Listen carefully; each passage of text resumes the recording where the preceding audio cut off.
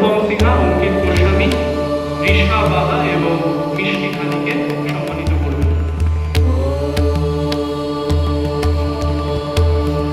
আপনারা সকলে রিশা বাহা এবং মিষ্টি খানিকে আশীর্বাদ করবেন হৃদয়ের অন্তঃস্থল থেকে।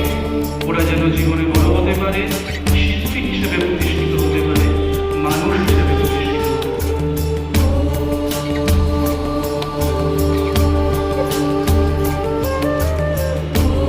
এবং আপনাদেরকে জানিয়ে রাখি, আপনাদের সামনে যে দুজন শিল্পী আবৃত্তি পরিবেশন করলেন, অঙ্কিত দেবনাথ এবং সৃজাশীল, ওরা আমাদেরই সংগঠন ছাত্রদের সাংস্কৃতিক শাখা নবচেতনার সদস্য। ওদেরকেও আমরা আমাদের পক্ষ থেকে শুভেচ্ছা অভিনন্দন জানাই।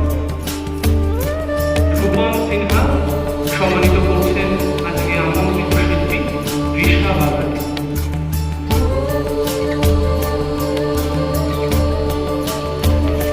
আচ্ছা, এরপরে আমরা সরাসরি পুরস্কার বিতরণী পর্বে চলে যাব।